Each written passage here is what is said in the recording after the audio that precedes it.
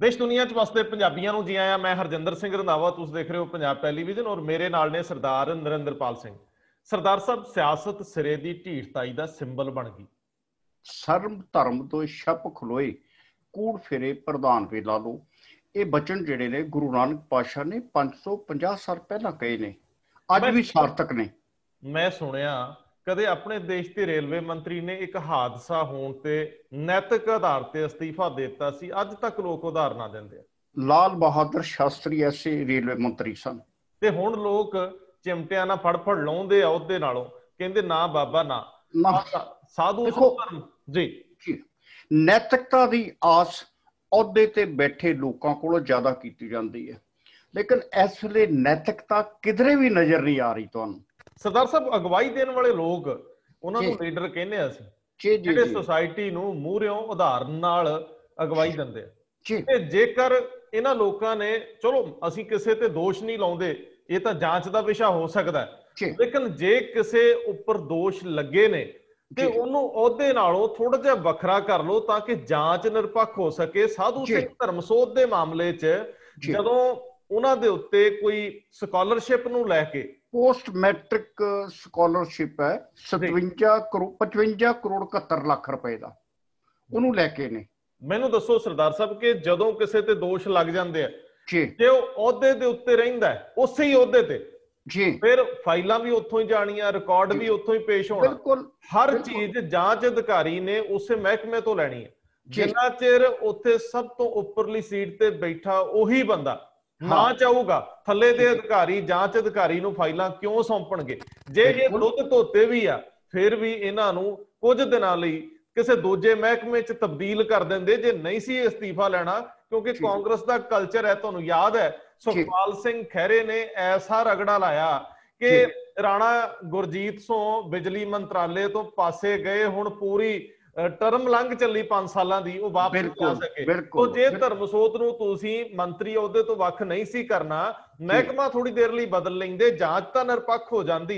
ਗੱਲ ਇਹ ਹੈ, ਤੁਸੀਂ ਕਹਿਣਾ ਇਹ ਚਾਹੁੰਦੇ ਹੋ ਕਿ ਜਿਹੜੀ ਗਲਤੀ ਰਾਣਾ ਗੁਰਜੀਤ ਦੇ ਮਸਲੇ ਤੇ ਕੀਤੀ ਸੀ ਉਹ ਹੁਣ ਨਹੀਂ ਕੀਤੀ? ਫਿਰ ਨਹੀਂ, ਅਗਲੇ ਕਹਿੰਦੇ ਆ ਵੀ ਹੱਥੋਂ ਗਈਆਂ ਸੀਟਾਂ ਮੁੜਦੀਆਂ ਕਿਤੇ। ਹਾਂ, ਉਹ ਜਿਹੜਾ ਉਹ ਕਹਿੰਦਾ ਜਿਹੜਾ ਲੰਘ ਗਿਆ ਪਾਣੀ ਪੁਲ ਥੱਲੇ ਲੰਘ ਗਿਆ, ਕਦੀ ਵਾਪਸ ਥੋੜ੍ਹਾ ਮੁੜਦਾ ਫਿਰ। ਔਰ ਵੱਡੀ ਗੱਲ ਇਹ ਆ ਕਿ ਜਦੋਂ ਇਹੋ ਹੀ ਆਵਾਜ਼ ਜਿਹੜੀ ਆ ਪ੍ਰਤਾਪ ਸਿੰਘ ਬਾਜਵਾ ਉਠਾਉਂਦੇ ਆ, ਉਹਨਾਂ ਨੂੰ ਜਵਾਬ ਕੀ ਮਿਲਦਾ ਉਹ ਦੇਖਣ ਵਾਲਾ ਹੈ। ਉਹ ਕੀ ਹੈ? ਉਹ ਕਹਿੰਦੇ ਜੀ ਕਿ ਕੈਪਟਨ ਸਾਹਿਬ ਕਹਿੰਦੇ ਵੀ ਆਪਣਾ ਸਮਾਂ ਭੁੱਲ ਗਿਆ, ਜੇ ਮੈਂ ਜੰਗਲ ਰਾਜ ਵਿੱਚ ਵਿਸ਼ਵਾਸ ਕਰਦਾ। ਸ਼ਬਦ ਦੇਖੋ ਹੁਣ। ਅੱਛਾ, ਕਾਨ ਸਾਹਿਬ ਕਹਿ ਰਹੇ ਨੇ ਕਿ ਜੇ ਮੈਂ ਜੰਗਲ ਰਾਜ ਵਿੱਚ ਵਿਸ਼ਵਾਸ ਕਰਦਾ ਤੇ ਮੈਂ 2002 ਤੋਂ 7 ਤੱਕ ਜਦੋਂ ਬਾਜਵਾ ਸਾਹਿਬ ਤੁਹਾਡੇ ਤੇ ਲੁੱਕ ਦੀ ਖਰੀਦ ਦਾ ਦੋਸ਼ ਲੱਗਾ ਸੀ, ਫਿਰ ਤੁਹਾਨੂੰ ਵੀ ਘਰ ਤੋਰਦਾ। ਇਹਦਾ ਮਤਲਬ ਹੈ ਕਿ ਬਾਜਵੇ ਨੇ ਜੰਗਲ ਰਾਜ ਕਿਹਾ ਹੋਣਾ ਕੈਪਟਨ ਦੇ ਰਾਜ ਨੂੰ। ਬਿਲਕੁਲ, ਰਾਜ ਤੇ ਫਿਰ ਉਹ ਹੀ ਹੈ ਨਾ। ਜਦੋਂ ਦੇਖੋ ਗੁਰੂ ਨਾਨਕ ਪਾਤਸ਼ਾਹ ਵੀ ਕਹਿੰਦੇ ਨੇ ਕਿ ਰਾਜੇਸ਼ੀ ਮੁਕੱਦਮ ਕੁੱਤੇ ਜਾਏ ਜਗਾਇਨ ਬੈਠੇ ਸੁੱਤੇ, ਕਿ ਇਹਨਾਂ ਦਾ ਕੰਮ ਦੁਨੀਆ ਨੂੰ ਜਗਾਉਣਾ, ਸੁਚੇਤ ਕਰਨਾ ਸੀ, ਲੇਕਿਨ ਇਹ ਤੇ ਆਪ ਲੰਬੀ ਤਾਣ ਕੇ ਸੌਂ ਗਏ। ਪਰ ਰਾਜੇ, ਸਲਤਨਤਾਂ, ਰਜਵਾੜੇ ਤੇ ਕਦੋਂ ਦੇ ਲੱਦ ਗਏ? ਉਹ ਤੇ ਇਤਿਹਾਸ ਵਿੱਚ ਦਫਨ ਹੋ ਗਏ। ਤੁਸੀਂ ਕਿਹੜੇ ਰਾਜਿਆਂ ਦੀ ਗੱਲ ਕਰਦੇ ਹੋ? ਲੋਕ ਮਾਰ ਕਰਦੇ ਹੋ। ਇਹ ਅੱਜ ਵੀ ਜਿਹੜੇ ਚੱਲੇ ਬੈਠੇ ਹੋਏ ਨੇ ਨਾ, ਇਹ ਤੁਹਾਡੇ ਲੋਕਤੰਤਰ ਦੇ ਚੁਣੇ ਹੋਏ ਨੁਮਾਇੰਦੇ ਨਹੀਂ ਹੈ ਜੀ। ਅੱਜ ਵੀ ਚਮਦੀਆਂ ਚਲਦੀਆਂ ਪਈਆਂ ਨੇ। ਜੇ ਚਮਦੀਆਂ, ਹੈਰਾਨੀ ਆਈ ਇੱਕ ਹੋਰ ਜੀ, ਜਦੋਂ ਕਪਤਾਨ ਸਾਹਿਬ ਨੇ ਬਾਜਵਾ ਤੇ ਹਮਲਾ ਕਰਤਾ, ਬਾਜਵਾ ਨੂੰ ਦੋਸ਼ੀ ਕਰਾਰ ਦੇ ਦਿੱਤਾ, ਫਿਰ ਦਿਮਾਗ 'ਚ ਆਇਆ ਕਿ ਹੁਣ ਜਿਹੜਾ ਧਰਮਸੋਤ ਨੂੰ ਲੈ ਕੇ ਜਿਹੜੀ ਅਕਾਲੀ ਦਲ ਮੰਗ ਕਰ ਰਿਹਾ ਧਰਮਸੋਤ ਦੇ ਖਿਲਾਫ ਕਾਰਵਾਈ ਦੀ, ਉਸ ਵੇਲੇ 2007 ਚ ਜਦੋਂ ਬਾਦਲ ਦਲ ਆ ਗਿਆ ਹੋਏਗਾ ਸੱਤਾ 'ਚ, ਉਸ ਵੇਲੇ ਇਹਨਾਂ ਨੂੰ ਪ੍ਰਤਾਪ ਸਿੰਘ ਬਾਜਵੇ ਦੇ ਦੋਸ਼ ਨਹੀਂ ਯਾਦ ਆਏ ਹੋਣਗੇ ਵੀ ਜੇ ਜਾਂਚ ਉਦੋਂ ਨਹੀਂ ਹੋਈ ਤੇ ਅਸੀਂ ਕਰ ਲਈਏ ਹੁਣ। ਨਹੀਂ, ਜਾਂਚ ਥੋੜੀ ਅਗਲੇ ਕਰਦੇ ਆ ਜੀ। ਅਗਲੇ ਇਹਨਾਂ ਦਾ ਵੋਟਾਂ ਖਰੀਆਂ ਕਰਦੇ ਆ ਕਿ ਦੋਸ਼ ਲਾਓ, ਬਦਨਾਮ ਕਰੋ, ਸਾਡੀ ਵਾਰੀ ਆਵੇ, ਤੁਸੀਂ ਜਾਓ ਤੇ ਅਸੀਂ ਕਰੀਏ। ਸਵਾਲ ਤਾਂ ਸਰਦਾਰ ਸਾਹਿਬ ਉਸ ਤੋਂ ਵੀ ਵੱਡਾ ਹੈ ਕਿ ਜਦੋਂ ਸਾਧੂ ਸਿੰਘ ਧਰਮਸੋਤ, ਤੁਹਾਨੂੰ ਯਾਦ ਹੈ ਅਜੇ ਵਜ਼ਾਰਤ ਜੁਮਾ 4 ਦਿਨ ਹੋਏ ਸੀ ਤੇ ਉਹ ਕਿਸੇ ਪ੍ਰਿੰਸੀਪਲ ਨਾਲ ਖੈਬੜਦੇ, ਮੁੱਛਾਂ ਨੂੰ ਪਾ ਦਿੰਦੇ ਨਜ਼ਰ ਆਉਂਦੇ ਸੀ, ਉਦੋਂ ਵੀ ਲੋਕਾਂ ਕਿਹਾ ਸੀ ਯਾਰ ਇਹ ਕੋਈ ਲੈ ਜਾ, ਇਹ ਕੋਈ ਮੰਤਰੀ ਵਾਲੀ ਗੱਲ ਆ। ਸਟੇਟ ਦਾ ਮੰਤਰੀ, ਪੰਜਾਬ ਦੇ ਲੋਕਾਂ ਦੀ ਨੁਮਾਇੰਦਗੀ ਕਰਨ ਵਾਲੇ ਸਿਰਫ 17-18 ਜਾਣੇ ਆ, ਜੇ ਤੁਸੀਂ ਇਸ ਤਰ੍ਹਾਂ ਦਾ ਲਹਿਜਾ ਅਪਣਾਓਗੇ ਤੇ ਫਿਰ ਇਹਦਾ ਮਤਲਬ ਹੈ ਕਿ ਪੰਜਾਬੀਆਂ ਦੇ ਮੂੰਹ ਤੇ ਤੁਸੀਂ ਇੱਕ ਤਰ੍ਹਾਂ ਨਾਲ ਮੈਂ ਹੁਣ ਉਹ ਸ਼ਬਦ ਨਹੀਂ ਵਰਤਣਾ, ਇਹ ਚਪੇੜ ਹੁੰਦੀ ਹੈ। ਗੱਲ ਸਰਦਾਰ ਸਾਹਿਬ ਉਸ ਤੋਂ ਵੀ ਅੱਗੇ ਵੱਧਦੀ ਹੈ ਕਿ ਜੇ ਕੈਪਟਨ ਅਮਰਿੰਦਰ ਸਿੰਘ ਸਫਾਈ ਦੇਣੀ ਚਾਹੁੰਦੇ ਸੀ ਤੇ ਉਹਨਾਂ ਨੂੰ ਕੋਈ ਨਿਰਪੱਖ ਜਾਂਚ ਲਈ ਦੇਣੀ ਚਾਹੀਦੀ ਸੀ, ਨਾ ਕਿ ਬਾਜਵੇ ਜਾਂ ਕਿਸੇ ਹੋਰ ਦੇ ਮਾਮਲੇ 'ਚ ਇੱਕਦਮ ਸਾਧੂ ਸਿੰਘ ਧਰਮਸੋਤ ਨੂੰ ਬਿਨਾਂ ਜਾਂਚ ਦੇ ਕਲੀਨ ਚਿੱਟ ਵਰਗੀ ਗੱਲ ਆ ਕਿ ਬਿਨਾਂ ਜਾਂਚ ਦੇ ਦੋਸ਼ੀ ਨਹੀਂ। ਕੌਣ ਕਹਿੰਦਾ ਉਹ ਦੋਸ਼ੀ ਆ? ਕੋਈ ਨਹੀਂ ਕਹਿੰਦਾ। ਲੋਕ ਤਾਂ ਕਹਿੰਦੇ ਕਿ ਜੇ ਘੁਟਾਲਾ ਹੋਇਆ ਤੇ ਭਾਈ ਇਹ ਘੁਟਾਲਾ ਉਹਨਾਂ ਲੋਕਾਂ ਨਾਲ ਜੁੜਿਆ ਜਿਹੜੇ ਅੱਗੇ ਗਰੀਬੀ ਰੇਖਾ ਵਾਂਗ ਨੇ, ਜਿਹੜੇ ਅੱਗੇ ਹੀ ਲੋੜਵੰਦ ਨੇ। ਜੇਕਰ ਉਹਨਾਂ ਨਾਲ ਵੀ ਘੁਟਾਲਾ ਹੋ ਗਿਆ, ਲੋਕਾਂ ਦੀਆਂ ਪੜ੍ਹਾਈਆਂ ਅੱਧ ਵਿਚਾਲੇ ਰਹਿ ਗਈਆਂ, ਤੇ ਫਿਰ ਬਣਦਾ ਇਹ ਸੀਗਾ ਕਿ ਕੈਪਟਨ ਸਾਹਿਬ ਇਸ ਮਾਮਲੇ 'ਚ ਸਖਤੀ ਵਰਤਦੇ ਔਰ ਸਫਾਈ ਦੇਣ ਦੀ ਕਪਤਾਨ ਸਾਹਿਬ ਨੂੰ ਲੋੜ ਹੈ ਨਹੀਂ ਸੀ। ਸਫਾਈ ਦੇ ਕੇ ਸ਼ੁਰੂ ਦੇ ਵਿੱਚ ਹੀ ਕਿਸੇ ਨੂੰ, ਈਵਨ ਜਾਂਚ ਅਧਿਕਾਰੀ ਦੇ ਉੱਤੇ ਵੀ ਇਹ ਪ੍ਰੈਸ਼ਰ ਆ ਕਿ ਇਹ ਜ਼ਰੂਰੀ ਨਹੀਂ ਕਿ ਉਹ ਦੋਸ਼ੀ ਹੋਣ। ਤੁਹਾਨੂੰ ਯਾਦ ਹੈ ਜਦੋਂ ਇੱਕ ਵਾਰੀ ਰੌਲਾ ਪਿਆ ਸੀ ਕਰਨ ਅਵਤਾਰ ਸਿੰਘ ਦਾ, ਮੁੱਦਾ ਕੀ ਸੀ ਉਠਾਇਆ ਗਿਆ ਕਿ ਕਰਨ ਅਵਤਾਰ ਸਿੰਘ ਜਿਹੜਾ ਚੀਫ ਸੈਕਟਰੀ ਆ, ਇਹ MLA ਇਹ ਤੋਂ ਵੱਡਾ ਹੁੰਦਾ ਜੀ। ਰੌਲਾ ਤੇ ਪੈ ਗਿਆ ਸੀ ਸਤਿਕਾਰ ਦਾ ਕਿ ਅਸੀਂ ਤੇਰੇ ਤੋਂ ਵੱਡੇ ਆ। ਚਲੋ ਇਹ ਸੰਵਿਧਾਨਕ ਹੈ ਵੀ ਹੈ, ਸੰਵਿਧਾਨਕ, ਲੇਕਿਨ ਸਵਾਲ ਤੇ ਆ ਕਿ ਅੱਜ ਜਿਹੜੀ ਪੋਸਟ ਸੰਵਿਧਾਨਕ ਤੌਰ ਤੇ ਥੱਲੇ ਆ ਜੀ, ਉਹ ਆਪਣੀ ਮੰਤਰੀ ਦੀ ਜਾਂਚ ਕਰ ਰਹੀ ਹੈ। ਫਿਰ ਇਹ ਕਿਸ ਤਰ੍ਹਾਂ ਸਹੀ ਹੋ ਸਕਦੀ ਹੈ? ਨਹੀਂ, ਅਧੀਨ ਬੰਦਾ ਜਿਹੜਾ ਆ ਉਹ ਕਿਸ ਤਰ੍ਹਾਂ ਜਾਂਚ ਕਰ ਸਕਦਾ ਤੁਹਾਡੀ? ਸਰਦਾਰ ਸਾਹਿਬ, ਆਮ ਲੋਕ ਕਹਿੰਦੇ ਆ ਕਿ ਇਹਦੇ ਦੋ ਤਿੰਨ ਤਰੀਕੇ ਹੁੰਦੇ ਜੀ। ਇੱਕ ਤਾਂ ਇਹ ਹੈ ਕਿ ਕੋਈ ਜਿਹੜਾ ਜੁਡੀਸ਼ਰੀ ਨਾਲ ਜੁੜਿਆ ਰਿਹਾ ਹੋਵੇ ਬੰਦਾ, ਉਹ ਕਿਸੇ ਚੀਜ਼ ਨੂੰ ਇਨਵੈਸਟੀਗੇਟ ਕਰੇ, ਜਾਂਚ ਕਰੇ। ਦੂਜਾ ਹੁੰਦਾ ਹੈ ਕਿ ਕੋਈ ਪੁਲਿਸ ਅਧਿਕਾਰੀ ਹੋਵੇ। ਤੀਜਾ ਹੁੰਦਾ ਹੈ ਕਿ ਪੁਲਿਸ ਦੀ ਮੌਜੂਦਾ ਕੋਈ SIT ਬਣਾ ਦਿੰਦੇ ਆ। ਬਿਲਕੁਲ। ਇੱਕ ਮੁੱਖ ਸਕੱਤਰ ਤਾਂ ਸਿਰਫ ਉਹਨਾਂ ਫਾਈਲਾਂ ਨੂੰ ਦੇਖਣਗੇ ਜਿਨ੍ਹਾਂ ਫਾਈਲਾਂ ਦੇ ਉੱਤੇ 19-21 ਹੋਣ ਦਾ ਰੌਲਾ ਪਿਆ। ਬਿਲਕੁਲ ਸਹੀ ਗੱਲ ਹੈ। ਤੇ ਲੇਕਿਨ ਜਿੰਨਾ ਫਾਈਲਾਂ, ਉਹ ਤੁਹਾਨੂੰ ਯਾਦ ਹੈ ਈਸ਼ਰ ਸਿੰਘ ਵਾਲੀ ਰਿਪੋਰਟ ਦਾ, ਕਹਿੰਦੇ ਜੀ ਉਹ ਤਾਂ ਪੈਨਸਲ ਨਾਲ ਹੀ ਲਿਖ ਦਿੰਦੇ ਰਹੇ। ਪੈਨਸਲ ਨਾਲ ਫਾਈਲਾਂ ਓਵਰਨਾਈਟ ਬਦਲੀਆਂ ਵੀ ਤੇ ਜਾ ਸਕਦੀਆਂ। ਬਿਲਕੁਲ। ਗੱਲ ਇਹ ਹੈ ਕਿ ਚਲੋ ਜੇ ਕੁਝ ਆਨਲਾਈਨ ਟ੍ਰਾਂਸਫਰਸ ਹੋਈਆਂ ਜਾਂ ਕੁਝ, ਸਾਨੂੰ ਨਹੀਂ ਪਤਾ ਕੀ ਮਸਲਾ ਹੈ ਅੰਦਰ ਕੀ ਹੋ ਰਿਹਾ, ਲੇਕਿਨ ਜੇਕਰ ਕੁਝ ਟਕਰਾਅ ਦਾ ਮਾਮਲਾ, ਹਿੱਤਾਂ ਦੇ ਟਕਰਾਅ ਦਾ, IS ਲੌਬੀ ਨਾਲ ਮੰਤਰੀ ਦੀ ਕੋਈ ਪੰਗੇਬਾਜ਼ੀ ਹੈ, ਤੇ ਫਿਰ ਤਾਂ ਜਿਹਨੇ ਦੋਸ਼ ਲਾਏ ਆ ਉਹਨੂੰ ਸੱਦ ਕੇ ਕਿਹਾ ਵੀ ਜਾ ਸਕਦਾ, ਭਾਈ ਸਰਕਾਰ ਦੀ ਬਦਨਾਮੀ ਹੁੰਦੀ ਆ, ਪਿਛਾਂ ਹਟ ਜਾ। ਮੈਨੂੰ ਇੰਝ ਲੱਗਦਾ ਹੈ ਕਿ ਗੋਂਗਲੂਆਂ ਤੋਂ ਮਿੱਟੀ ਝਾੜੀ ਗਈ ਆ, ਪਰਦਾਪੋਸ਼ੀ ਕੀਤੀ ਜਾ ਰਹੀ ਆ, ਲੇਕਿਨ ਇਹ ਇੱਕ ਠੀਕ ਰਸਤਾ ਨਹੀਂ। ਮਰੇ ਹੋਏ ਪੰਜਾਬ ਨੂੰ ਹੋਰ ਮਾਰਨ ਤੁਰਿਆਂ ਨਾਲ ਕਦੇ ਵੀ ਕੁਦਰਤ ਇਨਸਾਫ ਨਹੀਂ ਕਰੂਗੀ। ਜੇਕਰ ਸਾਧੂ ਸਿੰਘ ਧਰਮਸੋਤ ਜਾਂ ਉਹਨਾਂ ਦੇ ਮਹਿਕਮੇ 'ਚ ਕਿਤੇ ਗਲਤੀ ਹੋਈ ਹੈ, ਉਹ ਸਾਹਮਣੇ ਆਉਣੀ ਚਾਹੀਦੀ ਹੈ। ਨੰਗੇ ਚਿੱਟੇ ਰੂਪ ਦੇ ਵਿੱਚ ਰਿਪੋਰਟਾਂ ਦੱਬਣੀਆਂ ਨਹੀਂ ਚਾਹੀਦੀਆਂ, ਜਿਵੇਂ ਸ਼੍ਰੋਮਣੀ ਕਮੇਟੀ ਨੇ ਰਿਪੋਰਟ ਜਿਹੜੀ ਜੇਬ 'ਚ ਪਾ ਲਈ ਹੈ ਤੇ ਕਾਰਵਾਈ ਅੱਖਾਂ ਦਿਖਾਉਣ ਵਾਲੀ ਕਰਤੀ। ਸੋ ਮੇਰਾ ਕਹਿਣ ਦਾ ਮਤਲਬ ਕਿ ਇਸ ਵੇਲੇ ਸਾਧੂ ਸਿੰਘ ਧਰਮਸੋਤ ਦੀ ਐਡਵੋਕੇਸੀ ਕਰਨ ਦੀ ਬਜਾਏ ਜਿਹੜੇ ਦੋਸ਼ ਲੱਗੇ ਆ ਉਹਨਾਂ ਦਾ ਦੁੱਧ ਦਾ ਦੁੱਧ ਤੇ ਪਾਣੀ ਦਾ ਪਾਣੀ ਕਰਨ ਵੱਲ ਰੁਚਿਤ ਹੋਣਾ ਚਾਹੀਦਾ ਸੀ। ਦੇਖੋ, ਸਵਾਲ ਜਿਹੜਾ ਤੁਸੀਂ ਹੁਣ ਉਠਾਇਆ ਨੈਤਿਕਤਾ ਦਾ ਜੀ, ਜਦੋਂ ਇਹ ਨੈਤਿਕਤਾ ਨਹੀਂ ਨਿਭਾਈ ਤੇ ਤੁਸੀਂ ਇੱਕ ਜਾਂਚ ਰਿਪੋਰਟ ਕੀਤੀ ਐਡਵੋਕੇਟ ਈਸ਼ਰ ਸਿੰਘ ਵਾਲੀ ਜੀ, ਉਹਦੇ ਵਿੱਚ ਜੋ ਫੈਸਲਾ ਸ਼੍ਰੋਮਣੀ ਕਮੇਟੀ ਨੇ ਲਿਆ ਐਗਜ਼ੈਕਟਿਵ ਨੇ 27 ਤਰੀਕ ਨੂੰ, ਉਹਨੂੰ ਲੈ ਕੇ ਸਵਾਲੀਆ ਚਿੰਨ੍ਹ ਲੱਗਣੇ ਸ਼ੁਰੂ ਹੋ ਗਏ ਸੀ ਕਿ ਇਹਦੇ ਵਿੱਚ ਜਾਂ ਤੇ ਜਾਂਚ ਅਧੂਰੀ ਆ ਜਾਂ ਸ਼੍ਰੋਮਣੀ ਕਮੇਟੀ ਦਾ ਫੈਸਲਾ ਜਿਹੜਾ ਅਜੇ ਵੀ ਲਿਆ ਗਿਆ ਉਹ ਜਿਹੜਾ ਕਿਤੇ ਨਾ ਕਿਤੇ ਉਹਦੇ ਤਰੁੱਟੀਆਂ ਹੈਗੀਆਂ ਨੇ ਜੀ। ਅੱਜ ਸਾਧ ਲੌਂਗੋਵਾਲ ਕਿਤੇ ਗਏ ਨੇ ਲੁਧਿਆਣੇ ਦੇ ਵਿੱਚ ਕਿਸੇ ਸਮਾਗਮ ਦੇ ਵਿੱਚ, ਉੱਥੇ ਲੋਕਾਂ ਨੇ ਸ਼ਰੇਆਮ ਇਹਨਾਂ ਦੇ ਖਿਲਾਫ ਮੁਜ਼ਾਹਰਾ ਕਰ ਦਿੱਤਾ।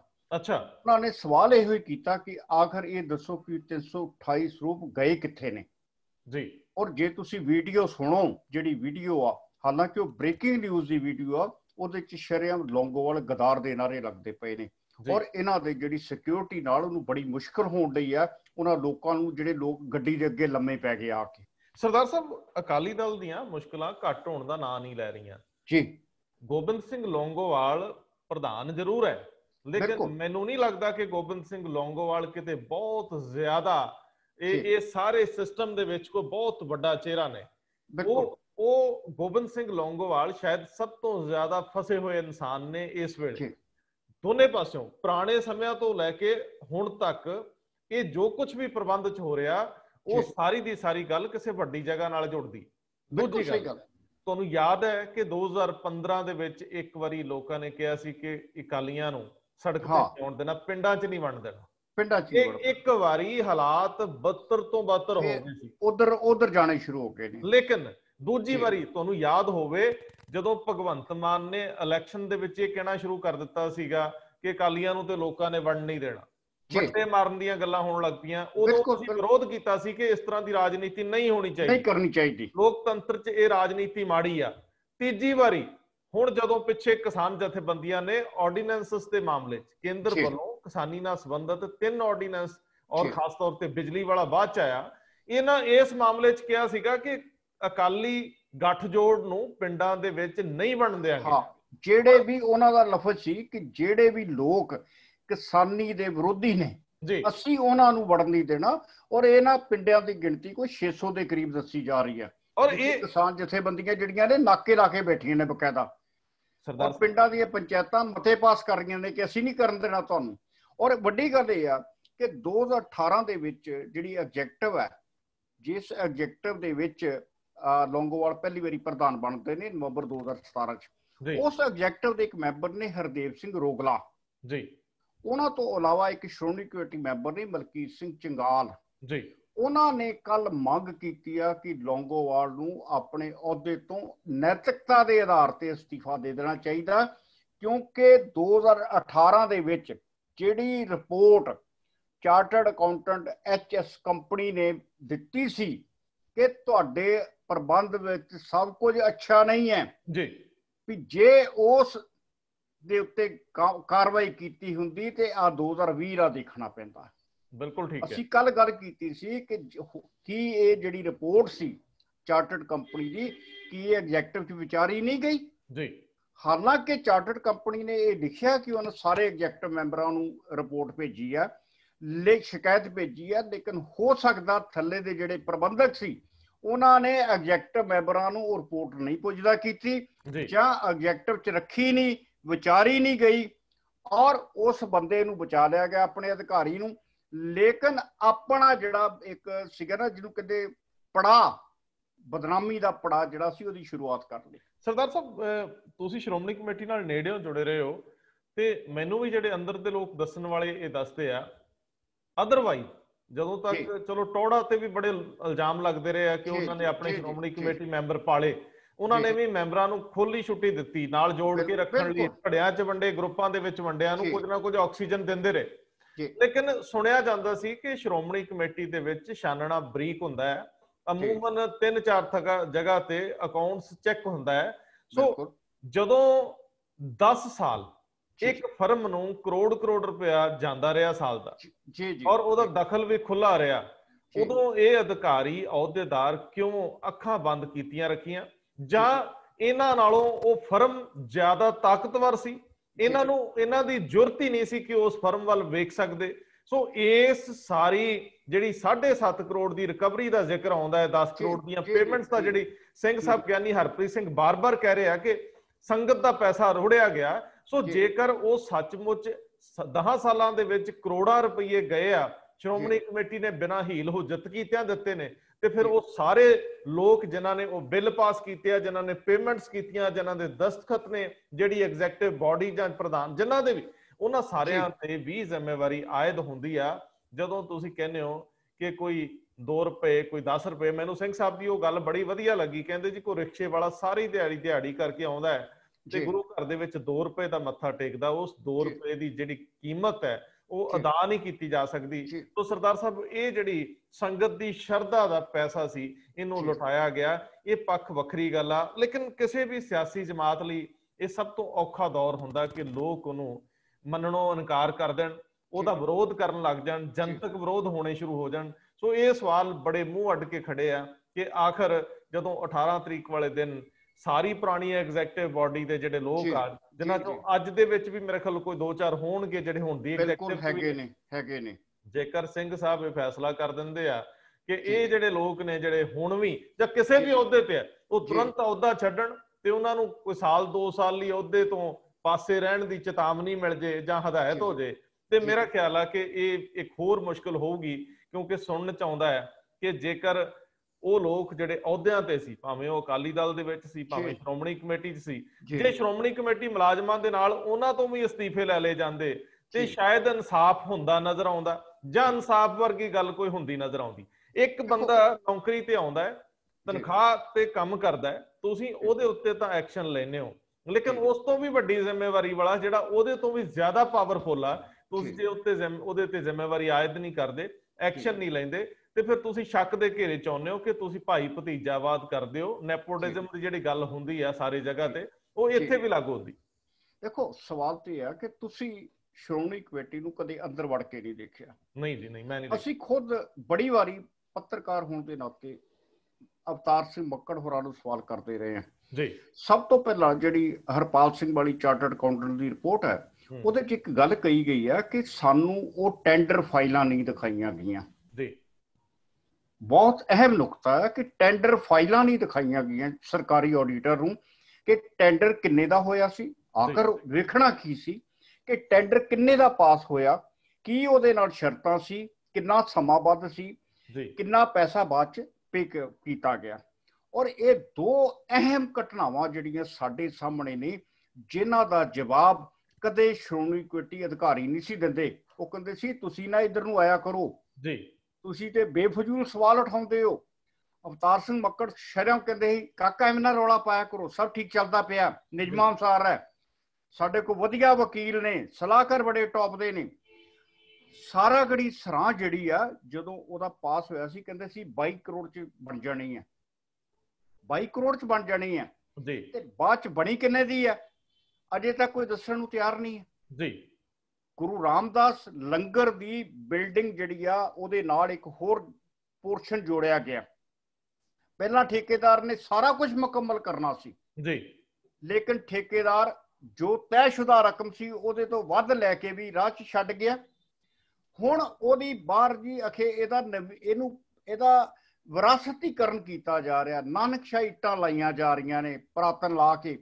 ਉਹ ਕੰਮ ਜਿਹੜਾ ਉਹ ਕਾਰਸੇ ਵਾਲੇ ਬਾਬਿਆਂ ਕੋ ਕਰਵਾਇਆ ਜਾ ਰਿਹਾ ਜੀ, ਠੇਕੇਦਾਰ ਨਹੀਂ ਕਰਕੇ ਗਿਆ। ਅਜੇ ਵੀ ਤੁਸੀਂ ਜਾ ਕੇ ਦੇਖ ਸਕਦੇ ਹੋ ਉਹ ਕਾਰ ਸੇਵਾ ਜਿਹੜੀ ਬਾਬਾ ਬਚਨ ਸਿੰਘ ਹੋਰੀ ਜਿਹੜੇ ਦਿੱਲੀ ਵਾਲੇ ਨੇ ਉਹ ਕਰ ਰਹੇ ਨੇ। ਫਿਰ ਅਸੀਂ ਠੇਕਾ ਕਾਹਦਾ ਕੀਤਾ ਸੀਗਾ? ਸੋ ਇਹ ਕੋਈ ਛੋਟੇ ਨੁਕਤੇ ਨਹੀਂ ਹੈ। ਅਗਰ ਕੋਈ ਵਾਕਿਆ ਹੀ ਕਾਨੂੰਨੀ ਤੌਰ ਦੇ ਉੱਤੇ ਸ਼੍ਰੋਮਣੀ ਕਮੇਟੀ ਨੂੰ ਚੁਣੌਤੀ ਦਿੰਦਾ ਹੈ, ਇਹੋ ਹੀ ਜਿਹੜੀ ਚਾਰਟਰਡ ਅਕਾਊਂਟੈਂਟ ਦੀ ਰਿਪੋਰਟ ਆ ਇਹ ਬਹੁਤ ਕੁਝ ਬਿਆਨ ਕਰਦੀ ਹੈ ਜੀ। ਇਹ ਤੇ ਕਹਿੰਦੇ ਨੇ ਕਿ ਜਦੋਂ 2012-13 ਦੇ ਖਾਤੇ ਜਿਹੜੇ ਸੀ ਉਹ 17 ਤੱਕ ਮੁਕੰਮਲ ਨਹੀਂ ਹੋ ਸਕੇ, ਤੇ ਫਿਰ ਜਿਹੜੀ ਈਸ਼ਰ ਸਿੰਘ ਹੋਰਾਂ ਦੀ ਜਾਂਚ ਕਮਿਸ਼ਨ ਹੈ ਉਹ ਕਿਹੜੇ ਦਾਅਵੇ ਕਰਦੀ ਹੈ ਕਿ 2015 ਦੇ ਵਿੱਚ ਜਿਹੜੇ 328 ਸਰੂਪ ਜਿਹੜੇ ਸੀਗੇ ਉਹ ਜੀ ਗਾਇਬ ਸੀ। ਜਿਹੜੇ ਜਾਣਕਾਰ ਨੇ ਸ਼੍ਰੋਮਣੀ ਕਮੇਟੀ ਦੇ ਉਹ ਕਹਿੰਦੇ ਰੁਕ ਜਾਓ, ਤੁਸੀਂ 2015 ਦੀ ਗੱਲ ਕਰ ਰਹੇ ਹੋ, ਚਲੋ ਸ਼ੁਰੂ ਹੋ ਪਿੱਛੋਂ ਥੋੜਾ ਜਿਹਾ ਹੋਰ 10 ਸਾਲ ਪਿਛਾਂ ਚਲ ਜਾਓ। ਉਹ ਕਹਿੰਦੇ ਨੇ ਕਿ ਬਹੁਤ ਕੁਝ ਹੈ। ਤੁਹਾਨੂੰ ਯਾਦ ਹੈ ਇੱਕ ਵਾਰੀ ਸਰੋਪਾ ਘੁਟਾਲਾ ਨਿਕਲਿਆ ਸੀਗਾ, ਸਰੋਪਾ ਦੀ ਖਰੀਦ ਦਾ ਘੁਟਾਲਾ ਨਿਕਲਿਆ, ਕਦੇ ਕੋਈ ਹਰ ਚੀਜ਼ ਸਾਹਮਣੇ ਆਉਂਦੀ ਹੈ। ਲੇਕਿਨ ਅਖੀਰ ਤੇ ਕੀ ਹੁੰਦਾ ਜੀ, ਇੱਕ ਸਬ ਕਮੇਟੀ ਬਣ ਗਈ ਆ ਤੇ ਸਬ ਕਮੇਟੀ 'ਚ ਹਰ ਵਾਰ ਉਹੀ 4-5 ਚਿਹਰੇ ਸਾਨੂੰ ਨਜ਼ਰ ਆਉਂਦੇ ਨੇ ਮੈਂਬਰਾਂ ਦੇ, ਤੇ ਫਿਰ ਉਹ ਸਬ ਕਮੇਟੀ ਜਿਹੜੀ ਹੈ ਸਾਰੇ ਕੰਮਾਂ ਤੇ ਮਿੱਟੀ ਪਾ ਕੇ ਗਾਂਹ ਤੁਰ ਜਾਂਦੀ ਹੈ। ਅੱਛਾ, ਇਸ ਵਾਰੀ ਸੰਗਤ ਦੀ ਬੜੀ ਪੈਣੀ ਨਜ਼ਰ ਹੈ, ਇਸ ਵਾਰੀ ਕੁਦਰਤ ਵੀ ਸ਼ਾਇਦ ਆਪਣਾ ਕੋਈ ਕ੍ਰਿਸ਼ਮਾ ਕਰੂ, ਕੁਦਰਤ ਕ੍ਰਿਸ਼ਮਾ ਦਿਖਾਏਗੀ। ਦੁੱਧ ਦਾ ਦੁੱਧ ਤੇ ਪਾਣੀ ਦਾ ਪਾਣੀ ਹੋਊਗਾ। ਬਿਲਕੁਲ। ਲੇਕਿਨ ਸਰਦਾਰ ਜੀ ਥੋੜਾ ਜਿਹਾ ਅੱਗੇ ਵਧੀਏ ਤੇ ਇੱਕ ਸਿੰਘ ਸਾਹਿਬ ਦਾ ਫੈਸਲਾ ਸੀ ਢੱਡਰੀਆਂ ਵਾਲੇ ਨੂੰ ਲੈ ਕੇ ਜੀ। ਢੱਡਰੀਆਂ ਵਾਲੇ ਨੇ ਉਸੇ ਦਿਨ ਹੀ ਬਹੁਤੀ ਦੇਰ ਕੀਤੇ ਬਿਨਾਂ ਜਵਾਬ ਦੇ ਦਿੱਤਾ, ਲੇਕਿਨ ਉਹਨਾਂ ਦਾ ਜਵਾਬ ਹੁਣ ਹਰ ਦਿਨ ਆਈ ਜਾਂਦਾ। ਕਈ ਵਾਰੀ ਬੰਦਾ ਜ਼ਿਆਦਾ ਬੋਲਦਾ ਤੇ ਗਲਤੀਆਂ ਵੀ ਕਰਦਾ ਜੀ। ਮੇਰੇ ਕੋਲ ਇੱਕ ਵੀਡੀਓ ਤੁਰੀ ਫਿਰਦੀ ਸੀ, ਮੈਂ ਦੇਖੀ ਢੱਡਰੀਆਂ ਵਾਲੇ ਕ੍ਰਿਟਿਸਾਈਜ਼ ਕਰਨ ਲਈ ਜੀ ਸ੍ਰੀ ਅਕਾਲ ਤਖਤ ਸਾਹਿਬ ਨੂੰ, ਪ੍ਰਬੰਧਕਾਂ ਨੂੰ ਕ੍ਰਿਟਿਸਾਈਜ਼ ਕਰਨ ਲਈ, ਜਿਹੜੀ ਲੰਗਰ ਦੀ ਪਰੰਪਰਾ ਉਹਨੂੰ ਕ੍ਰਿਟਿਸਾਈਜ਼ ਕਰ ਰਿਹਾ। ਮੈਨੂੰ ਸਮਝ ਨਹੀਂ ਆਉਂਦੀ ਕਿ ਚਲੋ ਚਿਹਰਾ ਮੋਹਰਾ ਬਹੁਤ ਚੰਗਾ ਹੈ ਢੱਡਰੀਆਂ ਵਾਲੇ ਦਾ, ਲੇਕਿਨ ਜਿਹੜੀਆਂ ਰਵਾਇਤਾਂ ਪਰੰਪਰਾਵਾਂ ਸਿਧਾਂਤ ਨੇ ਭਾਵੇਂ ਜੋ ਵੀ ਨੇ ਉਹਨਾਂ ਨੂੰ ਸਿੱਧੇ ਰੂਪ ਦੇ ਵਿੱਚ ਤੁਸੀਂ ਆਲੋਚਨਾ ਚ ਲਿਆਉਂਦੇ ਹੋ ਸਿਰਫ ਇਸ ਕਰਕੇ ਕਿ ਇੱਕ ਧਿਰ ਨਾਲ ਤੁਹਾਡਾ ਵਿਰੋਧ ਹੈ, ਤੁਹਾਨੂੰ ਖੁਦ ਵੀ ਵਿਰੋਧ ਦਾ ਸਾਹਮਣਾ ਕਰਨਾ ਪੈ ਸਕਦਾ ਹੈ। ਇਸ ਵੇਲੇ ਸਭ ਤੋਂ ਵੱਡਾ ਸਵਾਲ ਸੀਗਾ ਕਿ ਜੇਕਰ ਤੁਸੀਂ ਪੂਰੀ ਸੰਗਤ ਨੂੰ ਇਹ ਕਹਿ ਕੇ ਕਹਿੰਦੇ ਹੋ ਕਿ ਤੁਸੀਂ ਕਰ ਦਿਓ ਲੰਗਰ ਬੰਦ, ਵੇਖਾਂਗੇ ਉੱਥੇ ਕਿੰਨੇ ਕੁ ਆਉਂਦੇ ਆ, ਮੈਨੂੰ ਲੱਗਦਾ ਹੈ ਕਿ ਇਹ ਜ਼ਿਆਦਤੀ ਆ, ਇਹ ਛੋਟਾਪਣ ਹੈ। ਤੁਹਾਨੂੰ ਆਪਣੀ ਸੋਚ ਨੂੰ ਵੱਡਾ ਕਰਨਾ ਪਊਗਾ। ਜੇ ਤੁਸੀਂ ਜਵਾਬ ਇੱਕ ਵਾਰੀ ਦੇ ਚੁੱਕੇ ਹੋ ਤੇ ਤੁਸੀਂ ਦੁਬਾਰਾ ਜਿਹੜੀ ਤੁਹਾਡੇ ਨਾਲ ਜੁੜੀ ਸੰਗਤ ਹੈ, ਜੇ ਤੁਸੀਂ ਉਹਨੂੰ ਸੰਬੋਧਿਤ ਹੋਣਾ ਚਾਹੁੰਦੇ ਹੋ ਫਿਰ ਗੁਰਬਾਣੀ ਦੇ ਉੱਤੇ ਗੱਲ ਕਰੋ, ਸਿਧਾਂਤ ਤੇ ਕਰੋ। ਤੁਸੀਂ ਆਪਣੇ ਨਾਲ ਜੁੜੇ ਲੋਕਾਂ ਨੂੰ ਇਹ ਦਿਖਾਓ ਕਿ ਤੁਸੀਂ ਕਿੰਨੇ ਗਿਆਨੀ ਹੋ। ਤੁਸੀਂ ਆਪਣੀ ਹਰ ਵੀਡੀਓ ਦੇ ਵਿੱਚ 90% ਉਹੀ ਕਹਿ ਰਹੇ ਹੋ, ਬਾਰ-ਬਾਰ ਉਹ ਆਲੋਚਨਾ ਕਰ ਰਹੇ ਹੋ। ਹਾਂ, ਤੁਹਾਨੂੰ ਹੱਕ ਹੈ, ਬੋਲਣ ਦਾ ਆਜ਼ਾਦੀ ਹੈ, ਲੇਕਿਨ ਧਾਰਮਿਕ ਰਹੁ ਰੀਤਾਂ ਆਪਣੀ ਜਗ੍ਹਾ ਹੁੰਦੀਆਂ। ਮੈਂ ਹਾਲਾਂਕਿ ਕੋਈ ਧਰਮੀ ਨਹੀਂ, ਲੇਕਿਨ ਮੈਨੂੰ ਲੱਗਦਾ ਕਿ ਸਮਾਜਿਕ ਤੇ ਧਾਰਮਿਕ ਟਕਰਾਅ ਮਾੜੇ ਆ। ਜੇਕਰ ਕੁਝ ਹੱਦ ਤੱਕ ਅਜੇ ਕੁਝ ਬਚਾਅ ਹੈ ਜਾਂ ਵਾਪਸ ਮੁੜਿਆ ਜਾ ਸਕਦਾ ਜਾਂ ਕੋਈ ਵਿਚੋਲਗਿਰੀ ਜਾਂ ਕੁਝ ਵਿਚਲਾ ਰਸਤਾ ਨਿਕਲ ਸਕਦਾ, ਉਹਨੂੰ ਇੰਨਾ ਬੰਦ ਨਾ ਕਰ ਦਿਓ, ਭੀੜ ਨਾ ਦਿਓ ਕਿ ਅਗਲੇ ਬੰਨੇ ਤੁਰਿਆ ਨਾ ਜਾ ਸਕੇ। ਸੋ ਢੱਡਰੀਆਂ ਵਾਲੇ ਨੂੰ ਚਾਹੀਦਾ ਹੈ ਕਿ ਉਹ ਬਹੁਤ ਉਸ ਪੱਧਰ ਤੱਕ ਨਾ ਜਾਵੇ ਜਿਸ ਪੱਧਰ ਤੋਂ ਮੁੜਿਆ ਨਾ ਜਾ ਸਕੇ। ਸੋ ਜੇਕਰ ਸੰਗਤ ਦੇ ਰੂਪ ਚ ਤੁਸੀਂ ਵੀ ਸੇਵਾ ਕਰਨੀ ਚਾਹੁੰਦੇ ਹੋ ਜਾਂ ਹਰੇਕ ਨੂੰ ਹੱਕ ਹੈ ਕਿ ਉਹ ਆਪਣੇ ਮਾਸ਼ਰੇ ਚ ਵਿਚਰੇ, ਤੇ ਫਿਰ ਤੁਹਾਨੂੰ ਥੋੜੀ ਜਿਹੀ ਗੁੰਜਾਇਸ਼ ਰੱਖ ਲੈਣੀ ਚਾਹੀਦੀ ਆ। ਇੰਨੀ ਸੱਟ ਨਾ ਮਾਰੋ ਕਿ ਚੀਜ਼ਾਂ ਟੁੱਟ ਹੀ ਜਾਣ। ਮੇਰੇ ਖਿਆਲ ਸਰਦਾਰ ਸਾਹਿਬ ਤੁਸੀਂ ਸਹਿਮਤ ਹੋ? ਬਿਲਕੁਲ, ਤੁਸੀਂ ਬਿਲਕੁਲ ਸਹੀ ਕਿਹਾ ਕਿ ਜਦੋਂ ਤੁਸੀਂ ਸਿੱਖੀ ਦੀ ਗੱਲ ਕਰ ਰਹੇ ਹੋ, ਤੁਹਾਡੇ ਵਿੱਚ ਦਸਤਾਰ, ਗੁਫਤਾਰ ਤੇ ਰਫਤਾਰ ਜੀ, ਤੁਹਾਡਾ ਆਚਰਣ ਜਿਹੜਾ ਗੁਰਬਾਣੀ ਦਾ ਸੰਦੇਸ਼ ਹੈ, ਸਾਚੋ ਉਰੇ ਸਭ ਕੋ ਉੱਪਰ ਸੱਚ ਆਚਾਰ ਜੀ। ਜਦ ਤੱਕ ਤੁਹਾਡਾ ਆਪਣਾ ਜਿਹੜਾ ਆਚਾਰ ਆ ਉਹ ਤੱਕ ਸਹੀ ਨਹੀਂ ਹੈ ਤੇ ਫਿਰ ਤੁਸੀਂ ਕਿਹੜੇ ਸੱਚ ਦੀ ਗੱਲ ਕਰ ਰਹੇ ਹੋ, ਕਿਹੜਾ ਸੱਚ ਪ੍ਰਚਾਰ ਰਹੇ ਹੋ।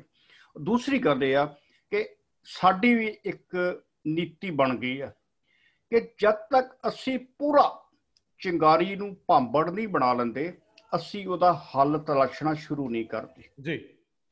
ਅਗਰ ਇਹ ਜਿਹੜਾ ਹੱਲ ਜਥੇਦਾਰ ਸਾਹਿਬ ਨੇ ਹੁਣ ਕੀਤਾ ਜਾਂ 1 ਸਾਲ ਪਹਿਲਾਂ ਜਾਂ 6 ਮਹੀਨੇ ਪਹਿਲਾਂ ਜਿਹੜੀ ਇਹਨਾਂ ਨੇ ਗੱਲ ਸ਼ੁਰੂ ਕੀਤੀ ਸੀ ਕਿ ਮਿਲ ਬੈਠ ਕੇ ਨਿਪਟਾਇਆ ਜਾਵੇ, ਬਿਲਕੁਲ ਢੱਡਰੀਆਂ ਵਾਲੇ ਨੂੰ ਸੁਣਿਆ ਜਾਵੇ, ਔਰ ਕੱਲਾ ਢੱਡਰੀਆਂ ਵਾਲਾ ਨਹੀਂ, ਇਸ ਕਤਾਰ ਦੇ ਵਿੱਚ ਹੋਰ ਬਹੁਤ ਸਾਰੇ ਲੋਕ ਨੇ। ਬਿਲਕੁਲ ਠੀਕ ਹੈ, ਬਹੁਤ ਸਾਰੇ ਲੋਕ ਨੇ, ਲੇਕਿਨ ਉਹ ਲੋਕ ਅੱਜ ਇਸ ਸੰਸਾਰ ਦੇ ਵਿੱਚ ਨੇ। ਉਹ ਲਗਾਤਾਰ ਉਹਨਾਂ ਦਾ ਜਿਹੜਾ ਆਪਣਾ ਜਿਹੜਾ ਹੈ ਨਾ, ਜਿਹਨੂੰ ਕਹਿੰਦੇ ਕਿ ਮੂੰਹ ਜਿਹੜਾ ਉਹ ਖੁੱਲਾ ਹੋਇਆ ਜੀ, ਉਹ ਬੋਲੀ ਜਾ ਰਹੇ ਨੇ, ਬੋਲੀ ਜਾ ਰਹੇ ਨੇ।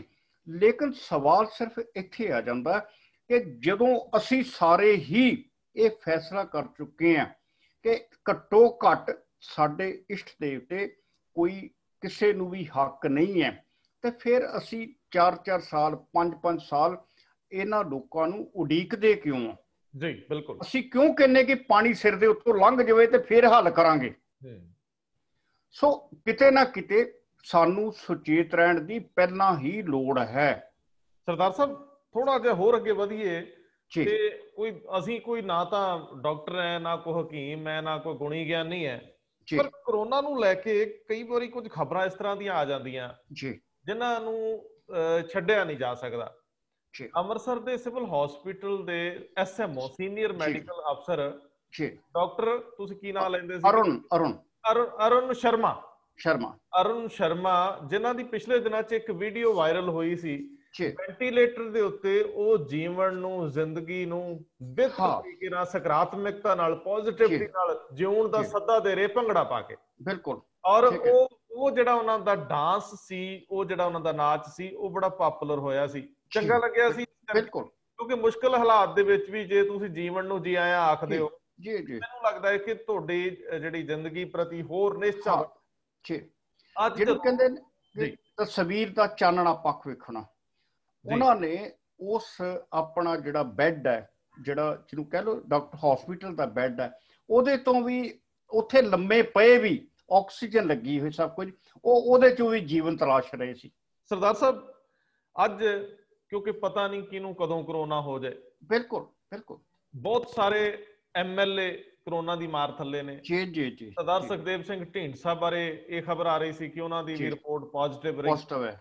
ਮੈਨੂੰ ਲੱਗਦਾ ਕਿ ਇਸ ਪੋਜ਼ਿਟਿਵ ਰਿਪੋਰਟ ਦੇ ਵਿੱਚ ਪੋਜ਼ਿਟਿਵਿਟੀ ਬੜੀ ਜ਼ਰੂਰੀ ਹੈ। ਇਹ ਜਿੰਨੀ ਸਾਡੇ ਮੁਆਸ਼ਰੇ, ਸਾਡੀ ਸੁਸਾਇਟੀ ਦੇ ਵਿੱਚ ਜਿੰਨਾ ਪੈਨਿਕ ਹੈ ਇਸ ਚੀਜ਼ ਦਾ, ਮੈਨੂੰ ਲੱਗਦਾ ਜੇ ਅਸੀਂ ਸ਼ੁਰੂ ਦੀ ਗੱਲ ਕਰੀਏ ਤੇ ਜਿਹੜੇ ਨਿਰਮਲ ਸਿੰਘ ਸੀਗੇ ਰਾਗੀ, ਭਾਈ ਨਿਰਮਲ ਸਿੰਘ ਦੀ ਮੌਤ ਮੈਨੂੰ ਇੰਜ ਲੱਗਦਾ ਕਿ ਕਰੋਨਾ ਨਾਲ ਨਹੀਂ ਹੋਈ, ਪੈਨਿਕ ਨਾਲ ਹੋਈ। ਉਹਨਾਂ ਦੀ ਜਿਹੜੀ ਉਹਨਾਂ ਦੇ ਅੰਦਰ ਜਿਹੜੀ ਉਸ ਵੇਲੇ ਨਕਾਰਾਤਮਕਤਾ ਆ ਗਈ ਹੈ, ਉਹਨਾਂ ਨੂੰ ਲੱਗਣ ਲੱਗ ਪਿਆ ਕਿ ਮੈਨੂੰ ਇਲਾਜ ਨਹੀਂ ਹੋ ਰਿਹਾ ਤੇ ਮੈਂ ਬਚ ਨਹੀਂ ਸਕਾਂਗਾ। ਜਿਹੜੀ ਉਹਨਾਂ ਦੀ ਆਖਰੀ ਆਡੀਓ ਆਈ ਸੀ, ਤੁਹਾਨੂੰ ਯਾਦ ਆ, ਜਿਸ 'ਚ ਆਪਣੇ ਬੇਟੇ ਨਾਲ ਗੱਲ ਕਰ ਰਹੇ ਨੇ ਕਿ ਮੈਨੂੰ ਇਹਨਾਂ ਮਾਰ ਦੇਣਾ। ਨਹੀਂ ਸਰਦਾਰ ਸਾਹਿਬ, ਉਹ ਇੱਕ ਡਰ ਹੈ ਜਿਹੜਾ ਡਰ ਵਿਸ਼ਵ ਪੱਧਰ ਤੇ ਫੈਲਿਆ ਹੋਇਆ। ਬਿਲਕੁਲ ਮੈਨੂੰ ਯਾਦ ਹੈ ਕਿ ਸਾਡੇ ਇੱਕ ਨੇੜੇ ਵਿਚਰਨ ਵਾਲੇ ਉਹਨਾਂ ਦੇ ਗਾਂ ਫਰਦਰ ਕਿਸੇ ਦੀ ਰਿਪੋਰਟ ਪੋਜ਼ਿਟਿਵ ਆ ਗਈ ਤੇ ਮੈਨੂੰ ਲੱਗਿਆ ਕਿ ਇਹ ਅਸੀਂ ਕਾਫੀ ਉਹ ਘੇਰਿਆਂ 'ਚ ਹੀ ਹੈ ਤੇ ਅਸੀਂ ਕੁਝ ਦਿਨ ਲਈ ਸਟੂਡੀਓ ਨੂੰ ਜਿਹੜਾ ਵਿਰਾਮ ਵੀ ਦਿੱਤਾ ਸੀ, ਤੁਹਾਨੂੰ ਯਾਦ ਹੈ ਤੇ ਮੈਨੂੰ ਉਸੇ ਸ਼ਾਮ ਇੰਜ ਲੱਗਣ ਲੱਗਿਆ ਜਿਵੇਂ ਮੇਰਾ ਸਾਹ ਘੁੱਟ ਰਿਹਾ ਹੁੰਦਾ ਜੀ। ਤੋ ਸਾਡੀ ਜਿਹੜੀ ਸੋਚ ਹੈ, ਜਿਸ ਤਰੀਕੇ ਨਾਲ ਸਾਡਾ ਬ੍ਰੇਨ ਕੰਮ ਕਰਦਾ ਹੈ, ਉਵੇਂ ਸਾਡਾ ਸਰੀਰ ਕੰਮ ਕਰਨਾ ਸ਼ੁਰੂ ਕਰ ਦਿੰਦਾ। ਬਿਲਕੁਲ ਸਹੀ ਗੱਲ। ਤੋ ਇਸ ਵੇਲੇ ਜਿਹੜੇ ਵੀ ਮੇਰੇ ਭੈਣ ਭਰਾ ਕਿਸੇ ਵੀ ਪੱਧਰ ਦੇ ਉੱਤੇ ਇਸ ਤਰ੍ਹਾਂ ਦੇ ਕਰੋਨਾ ਨਾਲ ਗ੍ਰਸੇ ਨੇ ਜਾਂ ਜਿਨ੍ਹਾਂ ਨੂੰ ਇਹ ਲੱਗਦਾ ਕਿ ਉਹਨਾਂ ਨੂੰ ਸਾਈਨ ਸਿੰਪਟਮ ਨੇ, ਕਿਸੇ ਨੂੰ ਖਾਂਸੀ ਹੈ, ਕਿਸੇ ਨੂੰ ਬੁਖਾਰ ਆ, ਜ਼ਰੂਰੀ ਨਹੀਂ ਹੈ ਕਿ ਇੰਨੇ ਡਰੋ ਕਿ ਤੁਹਾਡਾ ਬ੍ਰੇਨ ਤੁਹਾਡੀ ਬਾਡੀ ਨੂੰ ਅਲਾਰਮ ਕਰੇ, ਉਹ ਤੁਹਾਡੀ ਬਾਡੀ ਨੂੰ ਡਾਇਰੈਕਟ ਕਰਨਾ ਸ਼ੁਰੂ ਕਰ ਦੇ ਘਬਰਾਹਟ ਵਾਲੇ ਪਾਸੇ। ਤੁਹਾਡੇ ਬਹੁਤ ਸਾਰੇ ਅੰਗ, ਉਹ ਐਕਸਾਈਟਮੈਂਟ ਜਿਹੜੀ ਆ ਤੁਹਾਡੇ ਹਾਰਟ ਨੂੰ ਬਹੁਤ ਅਸਰ ਪਾਉਂਦੀ ਹੈ, ਸੋ ਤੁਹਾਡੇ ਬਲੱਡ ਪ੍ਰੈਸ਼ਰ ਤੇ ਅਸਰ ਪੈਂਦਾ ਹੈ। ਅਸੀਂ ਕੋਈ ਡਾਕਟਰ ਨਹੀਂ, ਲੇਕਿਨ ਇਹ ਗੱਲਾਂ, ਇਹ ਅਲਾਮਤਾਂ। ਮੈਂ ਤੁਹਾਡੀ ਇਹਦੇ 'ਚ ਤੁਹਾਡੀ ਇਸ ਗੱਲ ਦੇ ਨਾਲ ਇੱਕ ਲਾਈਨ ਹੋਰ ਜੋੜਨੀ ਚਾਹਾਂਗਾ। ਜਿਹੜਾ ਸ਼ਖਸ ਪ੍ਰਭਾਵਿਤ ਹੋ ਗਿਆ, ਬਿਮਾਰ ਨੂੰ ਬਿਮਾਰ ਕਹਿਣਾ ਖਤਰਨਾਕ ਆ ਜੀ।